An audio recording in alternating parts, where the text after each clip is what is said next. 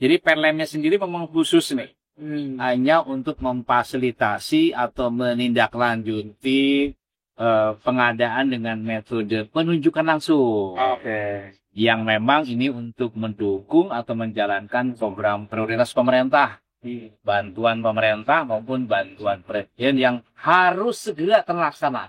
Oke. Di situ memang amanatnya nanti kepada menteri, kepada lembaga. Jadi ini berlakunya untuk Kementerian Pertanian.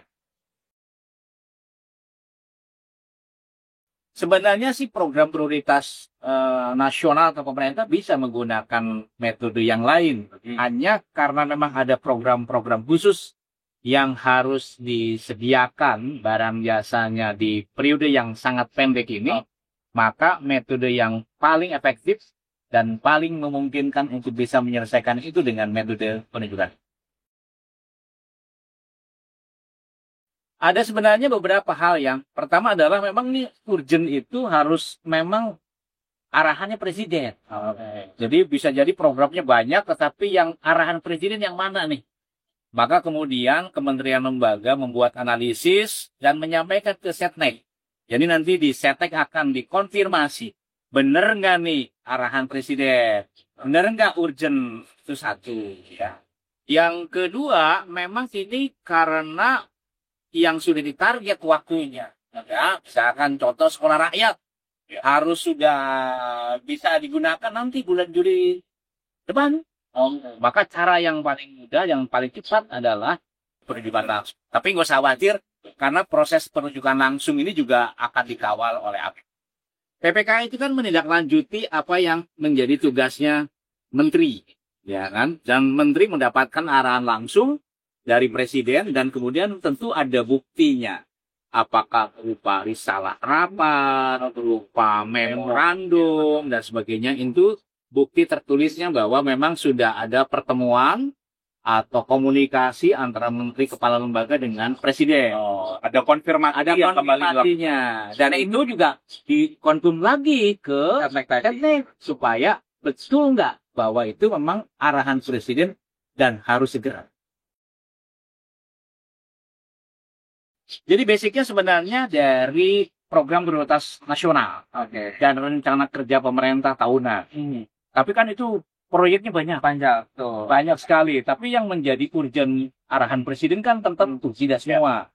Maka disitulah kemudian mensortir dari program prioritas nasional yang banyak itu, kemudian mengerucut kepada beberapa proyek-proyek yang memang harus segera diwujudkan. Iya. Jadi sebenarnya kalau program makan bergizi itu termasuk yang prioritas dan menggunakan selama ini skemanya bantuan pemerintah. Dan ada banyak lagi yang sebetulnya, misalkan terkait dengan digitalisasi pendidikan.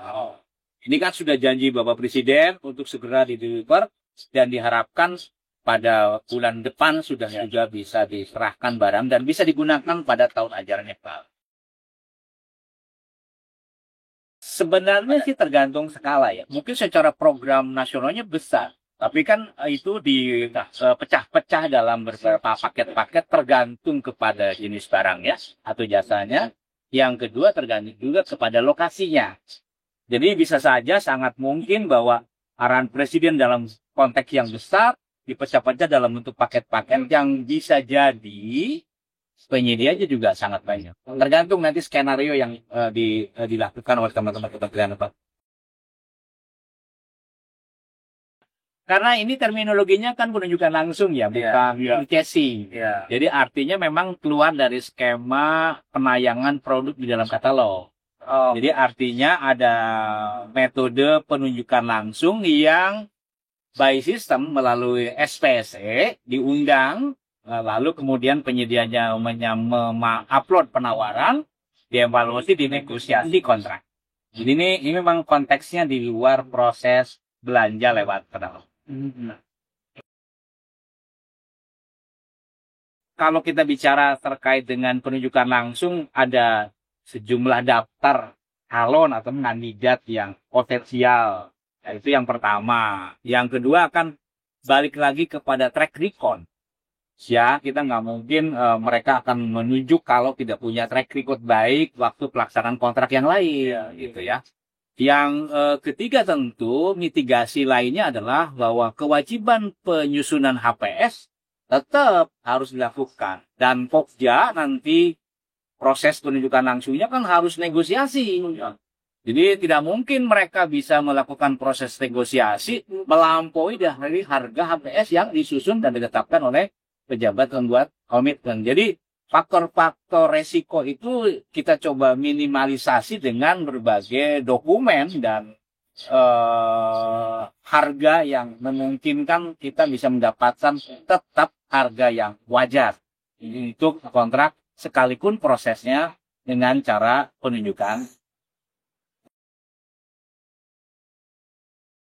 Jadi kalau kita ngomong pakai platform SPSE, maka langkah yang pertama adalah paket itu harus diinput di sirup. Oke.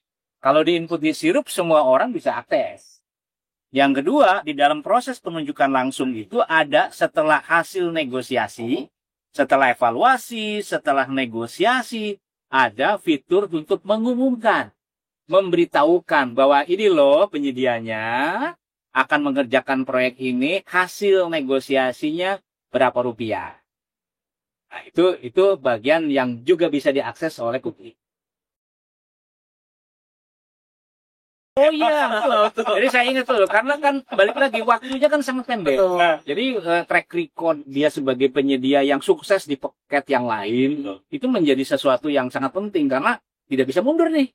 Proyek nggak bisa mundur. Jadi kita yang proses tunjuk langsung betul-betul yang confirm, yang memang punya track record baik dan memang bisa merealisasikan dalam waktu yang sangat pendek. Jadi betul, tekanan waktu dan tekanan kualitas nggak bisa nggak di proses tunjuk langsung ini karena ini langsung direksinya dari presiden.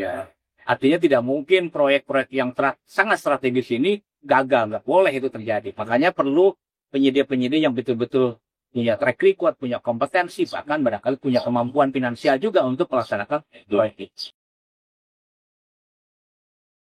Ya, jadi ini kan baru satu turunan ya khusus untuk mendetailkan penunjukan langsung. Ada Perlem nanti metode pemilihan penyedia, yang itu ada tender cepat, penunjukan langsung bukan program prioritas, kemudian pengadaan langsung, itu kan ada detail-detailnya. Kita punya juga nanti Perlem tentang kelembagaan dan SDM. Bagaimana kelembagaan pengadaan ke depan dan bagaimana SDM pengadaan ke depan.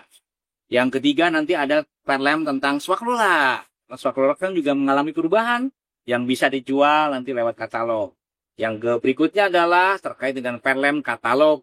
Nanti diatur juga bagaimana mekanisme katalog itu, purchasing-nya gimana, keterlibatan Pokja gimana dalam proses purchasing mini kompetisi, dan sebagainya.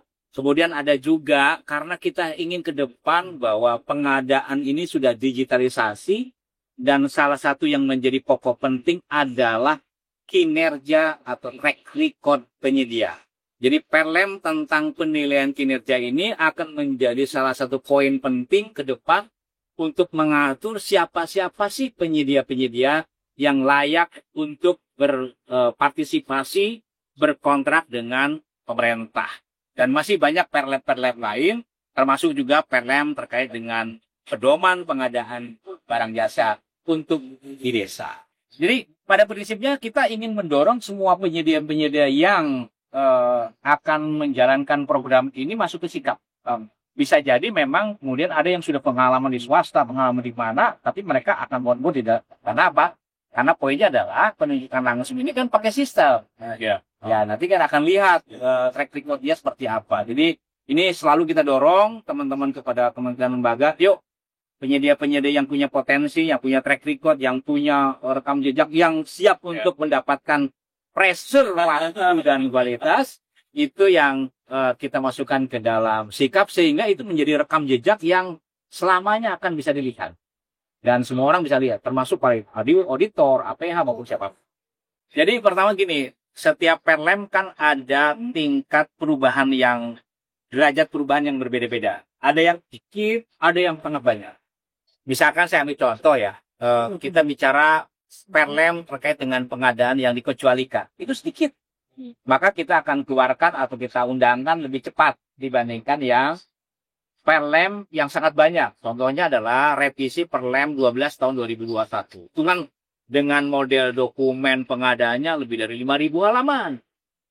Kita tetap maraton lakukan itu. Jadi kalau target kami secara keseluruhan itu November kita selesai. Sehingga harapannya untuk pengadaan di 2026 bisa jadi tender dini itu sudah bisa menggunakan Perlem yang baru. Tapi sekali lagi kita akan bertahap penyusunan sekaligus juga pengundangannya sesuai dengan besaran perubahan yang terjadi di dalam Perpres. Baik, kalau selama perubahan Perlem itu disusun, berarti hari ini para pelaku pengadaan menggunakan Perlem yang lama, Kak? Betul. Jadi sebetulnya gini, ini kan Perpres ini bukan Perpres pengganti, hanya perubahan di beberapa pasal saja. Jadi artinya peraturan yang lama turunannya pun berlaku.